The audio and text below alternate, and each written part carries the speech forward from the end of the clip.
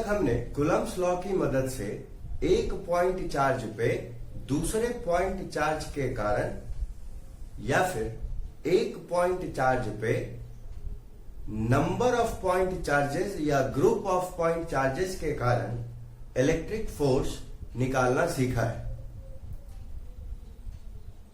अब हम इस वीडियो के थ्रू ये सीखेंगे कि अगर किसी पॉइंट चार्ज पे कंटिन्यूअस चार्ज डिस्ट्रीब्यूशन जैसे लीनियर, सरफेस या वॉल्यूम के कारण अगर हमें नेट फोर्स निकालना हो तो कैसे निकालेंगे। ठीक, आइए अब हम डेरिवेशन स्टार्ट करते हैं। सबसे पहले हम सिचुएशन समझ लें, हमको निकालना क्या है। हमको निकालना है कि गिवन लाइन चार्ज डिस्ट्रीब्यूशन या सरफेस चार्ज डिस्ट्रीब्यूशन या वॉल्यूम चार्ज डिस्ट्रीब्यूशन के कारण किसी पॉइंट चार्ज Q0 पे टोटल फोर्स निकालना है। ठीक, तो इसके लिए हम क्या करेंगे, सबसे पहले गिवन लाइन चार्ज पे एक एलिमेंटल लेंथ कंसीडर करेंगे। सिमिलरली सरफेस चार्ज में एलिमेंटल सरफेस और वॉल्यूम चार्ज में एलिमेंटल वॉल्यूम कंसीडर करेंगे। ठीक है, अब चूंकि लेमडा जो लीनियर चार्ज डेंसिटी होता है उसका फॉर्मूला क्या होता है, उसका फॉर्मूला होता है चार्ज बाई लेंथ। तो इससे चार्ज क्या मिल जाएगा, इसको क्रॉस मल्टीप्लाई कर दे तो मिल जाएगा, मतलब लेमडा इंटू एल से मिल जाएगा। सिमिलरली सिग्मा क्या होता है, वो होता है चार्ज बाई सरफेस एरिया। तो यहां पे चार्ज कैसे मिल जाएगा, सिग्मा इंटू एस से मिल जाएगा। और रो क्या होता है, रो होता है चार्ज बाई वॉल्यूम। तो यहां पे चार्ज कैसे मिलेगा, रो इंटू वॉल्यूम करने से मिलेगा, है ना। तो इसी फॉर्मूले को हम इस्तेमाल करके एलिमेंटल लेंथ, एलिमेंटल सरफेस और एलिमेंटल वॉल्यूम पे चार्ज कैलकुलेट करते हैं। तो यूजिंग दीज कंसेप्ट जो एलिमेंटल लेंथ पे टोटल चार्ज होगा वो कितना हो जाएगा, वो हो जाएगा लेमडा इंटू डीएल, क्योंकि यहां पे लेंथ कितनी है, डीएल है, तो लेमडा इंटू डीएल। ठीक, इस चार्ज की वैल्यू को हमने डीक्यू से इंडिकेट कर दिया। डीएस पे टोटल चार्ज कितना होगा, मतलब एलिमेंटल एरिया पे टोटल चार्ज कितना होगा, तो सिग्मा इंटू डीएस। और एलिमेंटल वॉल्यूम डीवी पे कितना चार्ज होगा, तो रो इंटू डीवी, है ना। क्लियर है। तो इन एलिमेंटल लेंथ, सरफेस और वॉल्यूम पे जो टोटल चार्ज है उसको हम किससे इंडिकेट कर रहे हैं, डीक्यू से कंसीडर कर रहे हैं, डीक्यू से इंडिकेट कर रहे हैं। ठीक है, अब मान लेते हैं कि जिस पॉइंट चार्ज पे हमको फोर्स निकालना था उस पॉइंट चार्ज का जो पोजीशन है इन एलिमेंटल लेंथ, सरफेस और वॉल्यूम से, वो है आर वेक्टर। ठीक है, तो दूसरे स्टेप में अब हम क्या करेंगे कि इन एलिमेंटल चार्जेस के कारण इस पॉइंट चार्ज पे क्या फोर्स होगा वो हम कैलकुलेट करेंगे यूजिंग कूलम्ब्स लॉ। तो कूलम्ब्स लॉ का फॉर्मूला क्या होता है, k Q1 Q2 by r square. तो यहां पे एक चार्ज तो हो जाएगा dq और दूसरा चार्ज हो जाएगा Q0। इन दोनों के बीच में जो डिस्टेंस है वो कैसे मिलेगा, तो जो पोजीशन वेक्टर आर वेक्टर है उसके मैग्नीट्यूड से मिलेगा, है ना। और अगर ये पॉजिटिव चार्जेस हैं जो dq है और Q0 भी, तो dq के कारण जो Q0 पे फोर्स लगेगा वो कैसा लगेगा, रिपल्सिव लगेगा, मतलब along direction of r vector लगेगा। तो अगर हम कूलम्ब्स लॉ के फॉर्मूले में डायरेक्शन असाइन करना चाहें तो हमको किससे मल्टीप्लाई करना होगा, आर कैप से, जो यूनिट वेक्टर होगा along position vector r vector, है ना। तो देखिए, तो दूसरे स्टेप में हमको क्या करना है, फोर्स निकालना है क्यू नॉट पे due to elemental charge d q. तो उस फोर्स को हम इंडिकेट कर रहे हैं डी एफ से। तो फॉर्मूला हो जाएगा k Q1 Q2 by r square और इनटू में पोजीशन वेक्टर का यूनिट वेक्टर, है ना, डायरेक्शन असाइन करने के लिए। तो ये मैग्नीट्यूड देगा, ये डायरेक्शन देगा। तो Q1 हो गया Q नॉट, दूसरा हो गया चार्ज DQ। सिमिलरली यहां पे k Q naught DQ by r square और इनटू में आर क्यूब, सिमिलरली यहां पे, है ना। तो इस तरह हमने तीनों केस में एलिमेंटल चार्ज के कारण उस पॉइंट चार्ज Q नॉट पे फोर्स निकाल लिया। तो अब तीसरे स्टेप में हम क्या करेंगे, फाइनली टोटल या नेट फोर्स उस Q नॉट पे निकालने के लिए हम इन इक्वेशंस को लाइन, सरफेस या वॉल्यूम के एलोंग इंटीग्रेट कर देंगे। मतलब हम इस इक्वेशन को लाइन इंटीग्रल करेंगे तो टोटल फोर्स मिल जाएगा Q नॉट पे इस पूरे लाइन चार्ज डिस्ट्रीब्यूशन के कारण। अगर हम इसको सरफेस चार्ज इंटीग्रल कर दे, सरफेस इंटीग्रल कर दें, तो हमको टोटल फोर्स मिल जाएगा इस पूरे सरफेस चार्ज डिस्ट्रीब्यूशन के कारण Q नॉट पे। और अगर हम इसको वॉल्यूम इंटीग्रल कर दें तो हमको मिल जाएगा इस पूरे वॉल्यूम चार्ज डिस्ट्रीब्यूशन के कारण फोर्स Q नॉट पे। ठीक, तो देखिए मैथमेटिकली इसी चीज को कैसे लिखेंगे। तो जब डीएफ को लाइन इंटीग्रल कर देंगे तो हमको टोटल फोर्स मिल जाएगा, है ना। तो बस ये जो वैल्यू लिखी हुई है इसमें बस इंटीग्रेशन का साइन लगाना है और नीचे L लिख देना है क्योंकि लाइन इंटीग्रल है। सेम यहाँ पे S लिख देना है, यहाँ पे V लिख देना है। ठीक है, तो इस तरह हमको total force Q nought point charge पे due to whole uniform charge distribution और कंटिन्यूअस चार्ज डिस्ट्रीब्यूशन मिल जाएगा। ठीक, अब अगर कोई ऐसी सिचुएशन दी हो कि स्पेस में लाइन चार्ज भी एग्जिस्ट कर रहा है, सरफेस चार्ज भी एग्जिस्ट कर रहा है, वॉल्यूम चार्ज भी एग्जिस्ट कर रहा है, साथ ही साथ ग्रुप ऑफ चार्ज भी एग्जिस्ट कर रहा है, तो उस कंडीशन में हम किसी पॉइंट चार्ज पे टोटल फोर्स इन सभी के कारण कैसे निकालेंगे। तो सिंपल है, हम यहां प्रिंसिपल ऑफ सुपरपोजिशन इस्तेमाल कर लेंगे।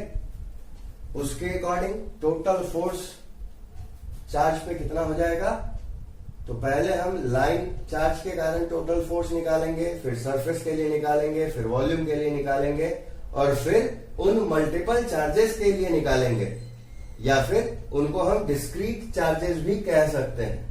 ठीक है, डिस्क्रीट मतलब इंडिविजुअल हो गया, है ना, मतलब मान लीजिए बहुत से चार्जेस हो गए, उनका बंच हो गया, ग्रुप हो गया, Q1 Q2 Q3 Q4 Q5 इस तरह से।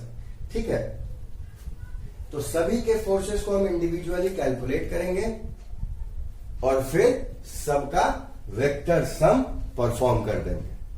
तो हमको total force Q not charge पे उन सभी वेराइटी ऑफ चार्जेस का मिल जाएगा। क्लियर है? तो स्टूडेंट्स, होप कि ये टॉपिक आपको समझ में आ गया हो। फिर भी अगर कोई भी डाउट है तो आप मुझे मेरे व्हाट्सएप नंबर 9179979001 पे कांटेक्ट कर सकते हैं। अब इसी थ्योरी को हम मॉडिफाई कर सकते हैं अगर हमको किसी पर्टिकुलर पॉइंट पे कंटिन्यूअस डिस्ट्रीब्यूशन ऑफ चार्जेस के कारण इलेक्ट्रिक फील्ड निकालना। ठीक है, तो मॉडिफाई क्या होगा? मॉडिफाई सिर्फ फॉर्मूला होगा। जहां कूलम्स लॉ में दो चार्जेस होते हैं, इलेक्ट्रिक फील्ड में जो है वो एक ही चार्ज से काम चलेगा। मतलब कूलम्स लॉ में जो फोर्स का फॉर्मूला होता है वो क्या होता है, k Q1 Q2 by r square. लेकिन इलेक्ट्रिक फील्ड का फॉर्मूला क्या होता है, सिर्फ के क्यू बाई आर स्क्वायर। ठीक, तो यहां पे हम क्या करेंगे, सबसे पहले तो ये जो टेस्ट, ये जो यूनिट पॉइंट चार्ज हम Q0 यहां कंसीडर कर रहे थे, उसको हटा के हम यूनिट पॉजिटिव चार्ज कंसीडर करेंगे, जो टेस्ट चार्ज होगा हमारा। और इस पॉइंट को हम P मान लेते हैं, क्योंकि इलेक्ट्रिक फील्ड के सभी डेरिवेशंस में हमने पॉइंट P ही मान रखा है। यहां भी टेस्ट चार्ज +1, ये P पॉइंट, यहां भी टेस्ट चार्ज +1। तो यहां पे टेस्ट चार्ज +1 कूलम क्यों लिया, तो अगर आपको इलेक्ट्रिक फील्ड वाला वीडियो याद हो तो उसमें कहा था कि चूंकि इलेक्ट्रिक फील्ड बाय डेफिनेशन क्या होती है, force per unit test charge होती है। तो अगर हम टेस्ट चार्ज की वैल्यू 1 कर दें तो 1 से डिवाइड भी करेंगे तो क्या फर्क पड़ेगा रेशियो पे, F/Q पे, कुछ भी नहीं, है ना। तो हमको इससे फायदा ये होगा कि हमारा कैलकुलेशन आसान हो जाता है। इसीलिए हम टेस्ट चार्ज को यूनिट पॉजिटिव चार्ज मतलब +1 कूलम मान लेते हैं। ठीक, तब देखिए बहुत कुछ सेम है। जैसे पहला स्टेप आपको एज इट इज सेम है। हम तीनों केस में elemental length, elemental surface, elemental volume consider करेंगे और फिर उन पे कितना चार्ज होगा उसको कैलकुलेट करेंगे। तो वो चार्ज का वैल्यू हो जाएगा हमारा dq। इस केस में इतना, सरफेस के केस में इतना, वॉल्यूम के केस में इतना। तो पहले स्टेप में आपको कोई चेंज नहीं होगा। दूसरा स्टेप स्वाभाविक है चेंज होगा, क्योंकि अब हम फील्ड की बात कर रहे हैं। तो अब हम क्या करेंगे, फोर्स वाले में सेकेंड स्टेप में फोर्स निकालते थे इस एलिमेंटल चार्ज के कारण। हम यहां पे क्या निकालेंगे, हम यहां पे फील्ड निकालेंगे। ठीक है, और कहां पे निकालेंगे, तो एट पॉइंट P निकालेंगे। ठीक है, तो ये लाइन मैंने मॉडिफाई कर दी, तो फॉर्मूला भी मॉडिफाई हो जाएगा। यहां से बस ये हट जाएगा, क्योंकि इलेक्ट्रिक फील्ड का फॉर्मूला क्या होता है, के क्यू बाई आर स्क्वायर होता है। तो यहां पे हो जाएगा k d q by r square, k d q by r square, k d q by r square, है ना, क्योंकि यहां जो चार्ज है वो क्या है, डी क्यू है। ठीक, और अगर सभी चार्जेस अगर पॉजिटिव नेचर के हैं तो P पॉइंट पे जो इलेक्ट्रिक फील्ड होगा सभी केस में वो क्या होगा, अवे फ्रॉम चार्ज होगा, है ना। इसीलिए इस मैग्नीट्यूड ऑफ इलेक्ट्रिक फील्ड को डायरेक्शन असाइन करने के लिए हम क्या करेंगे, पोजीशन वेक्टर जो R वेक्टर है उसके यूनिट वेक्टर से मल्टीप्लाई कर देंगे। ठीक, तो हमने मल्टीप्लाई कर दिया, तो इस तरह हमको क्या मिल जाएगा, हमको इलेक्ट्रिक फील्ड का फॉर्मूला मिल जाएगा P पॉइंट पे ड्यू टू एलिमेंटल चार्जेस। ठीक, तीसरा स्टेप भी अब सेम होगा, सिर्फ फॉर्मूले को हम थोड़ा बहुत मॉडिफाई करेंगे। तो तीसरा स्टेप में भी हम इंटीग्रेट करेंगे इन इक्वेशंस को ओवर लेंथ या लाइन, सरफेस एंड वॉल्यूम के, ताकि हमको टोटल लाइन चार्ज के कारण, टोटल सरफेस चार्ज के कारण, टोटल वॉल्यूम चार्ज के कारण पॉइंट P पे टोटल इलेक्ट्रिक फील्ड मिल सके। ठीक है, तो देखिए नेट फील्ड जो है वो क्या हो जाएगा, लाइन इंटीग्रल हो जाएगा dE का, है ना। यहां बस Q0 हटा देना है, यहां भी F से E बना देना है, ये Q0 हट जाएगा, क्योंकि k q by r square formula हम सीधा सीधे यूज कर रहे हैं। अब यहां भी F को E बना देना है और Q0 हट जाएगा वहां से। ठीक, तो जो फॉर्मूला था के क्यू बाई आर स्क्वायर, मतलब यहां पे चूंकि एलिमेंटल चार्ज dq है तो k d q by r square, ये मैग्नीट्यूड, और आर कैप डायरेक्शन। सिमिलरली यहां मैग्नीट्यूड डायरेक्शन है ना, उसको हमने क्या किया, लाइन इंटीग्रेट किया, सरफेस किया या वॉल्यूम किया। ठीक, तो इससे हमको इंडिविजुअल केसेस में टोटल इलेक्ट्रिक फील्ड मिल जाएगा। ठीक, क्लियर है। तो यहां भी अगर किसी स्पेस में सभी तरह के चार्ज डिस्ट्रीब्यूशंस दिए हुए हों, मतलब लाइन, सरफेस, वॉल्यूम के अलावा डिस्क्रीट चार्ज डिस्ट्रीब्यूशन भी, मतलब मल्टीपल चार्जेस भी, तो टोटल इलेक्ट्रिक फील्ड कैसे निकलेगा? Total electric field at point P कैसे निकलेगा? तो हम लाइन के कारण जो फील्ड होगा, जो सरफेस के कारण फील्ड होगा, जो वॉल्यूम के कारण फील्ड होगा, और जो डिस्क्रीट चार्ज डिस्ट्रीब्यूशन या मल्टीपल चार्जेस के कारण जो फील्ड होंगे, उनको वेक्टर सम कर देंगे यूजिंग सुपरपोजिशन प्रिंसिपल।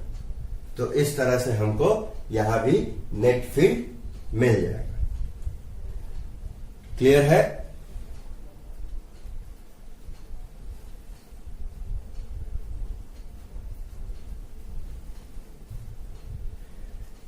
तो स्टूडेंट्स, होप कि ये वीडियो आपको समझ में आया होगा। सारे टॉपिक, सभी कंसेप्ट्स आसानी से समझ में आ गए होंगे।